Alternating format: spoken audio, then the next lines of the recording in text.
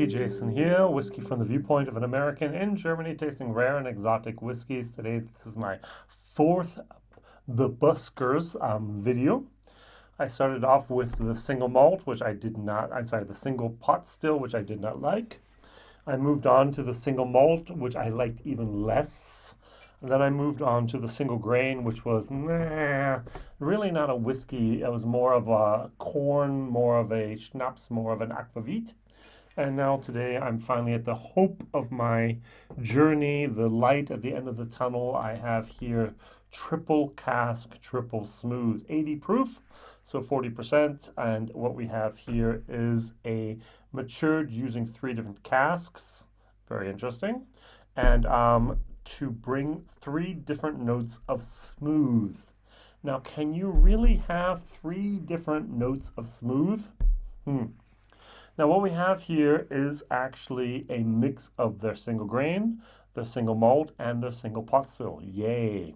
So we have ex-bourbon casks, we have ex-sherry casks, and we have Marsala casks, all combined in this whiskey, 40%, 25 euros, so less than $30, and it's whiskey base number 168, 136.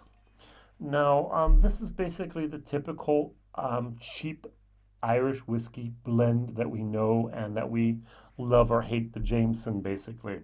So what I'm going to do is I'm going to compare it to something that is a relatively new blend on the market that's also triple cask. That's Slane.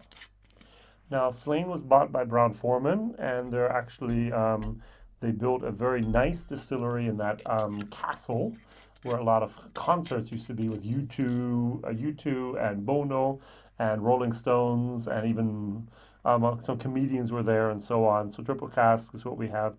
Basically, we have here virgin oak, we have seasoned casks, which would be bourbon, first fill, and we have our sherry casks, 40%. And this is something that I consider smooth, a little overpriced, at least for what I paid for the bottle back then. All right, let's nose them. I'm getting a lot of a red berry. I'm getting a lot of Marsala, and I'm getting a little bit of sherry in here. I think they really did a good job, amazingly good job compared to the other bottles I've had so far of getting that cask finish into it. Over here, a bourbon, a lighter sherry note. Here we have more of the Marsala red wine. I like this better, actually. Now, what really threw me for a loop is it says here, triple cask, triple smooth. So I'm expecting something very smooth, very silky, very soft. And when I try it, though,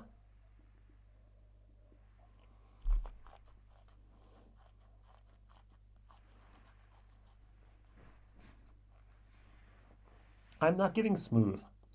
I'm getting a wonderful explosion of flavors in my mouth. A little bit of a Kentucky hug even. I know, an Irish hug, the 40%. And it's a good flavor bomb. But it's not smooth. It's a little bit like a sandpaper against your tongue. But you go, oh, that was interesting. Again, please. Now, as a comparison, the Slane.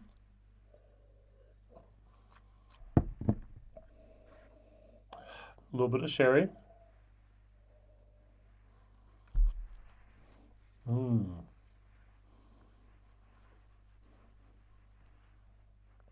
That is smooth. Almost watery smooth. Towards the end, you get a little bit of those old casks that come up, a little bit of wood influence. But except for that, you have a very, very smooth, silky whiskey. That's not what this is. This is a very good whiskey, actually better than I expected it to be, especially after trying the single pot still, after trying the single malt, and after trying the single grain. But they do have those components, and you can mix those together, and you can create something which is more than the sum of the parts, and that's what they've done. If I water this down a tiny little bit, I know it's 40%, but in my water down to 38, 37, 36%. Given the nose, it gets a little fruitier.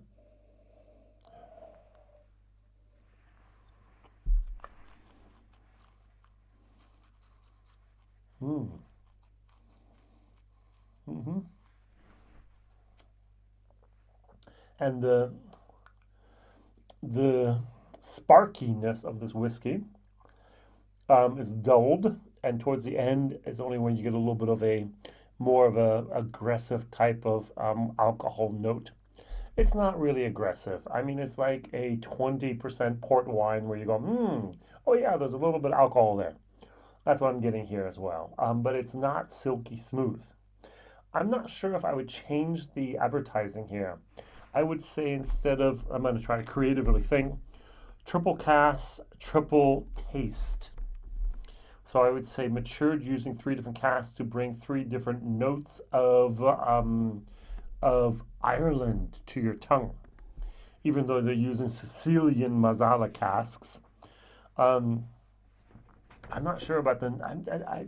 I know they want to go for smooth, but it's not a smooth whiskey yet. In 5 years, and 6 years, and 8 years, I'm sure it's going to be smooth. But at the moment, it's more of a wake me up, and it's like, hello. That's interesting. That's good. This is a whiskey I would actually reach for. This is a whiskey I would recommend. I'm going to give this a C as a taste, which is the best of them. And listen, I'm going to give it a C plus for value for money. I don't think there's many whiskeys out there in the €24 realm, under $30, from Ireland, which could actually stand up to this.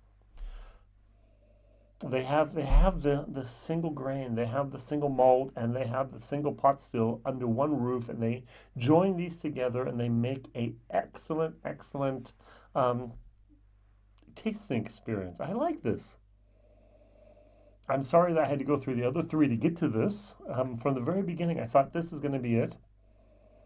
This is the pinnacle. This is what they're actually working for. These are just the components. It's basically a deconstruction set that I just had.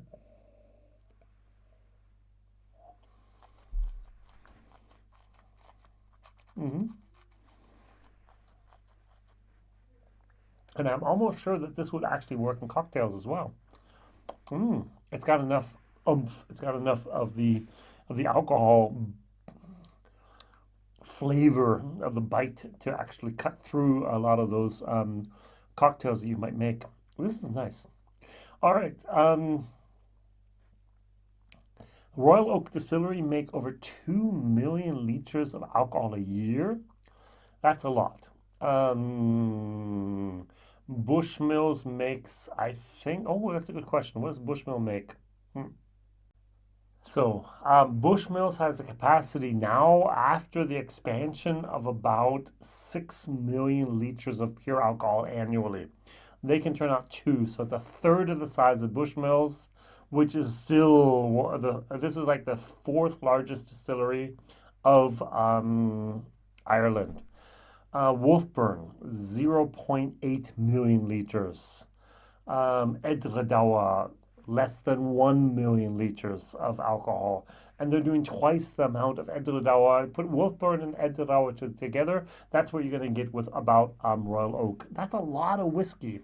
And so they're going to have to fill up a lot of these bottles and sell a lot of them in the States, #1 market for Irish whiskey, sell a lot of them in Europe, and sell a lot of them in Russia, Middle East, as well as Asia. So change your marketing a little bit. Do not have the expectation of smooth, but have the expectation of rich.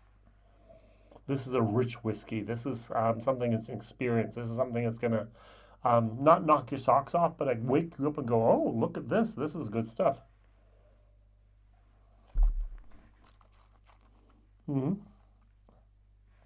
I like the mix of the sherry and of the Marsala. The Marsala really is something that's identifiable, and I like that. I hope it stays that way as well. All right, thank you very much for watching. I mean, as I said, I gave it a C. I gave it a C plus for value for money. My question of the day is, what is your favorite Irish blend? Everything that's not a single malt is a blend, so forget Bushmills. Everything else you probably had is a blend. Anything from Jameson, Powers is not a bad blend. You have a lot of single pot still there. What is your favorite blend?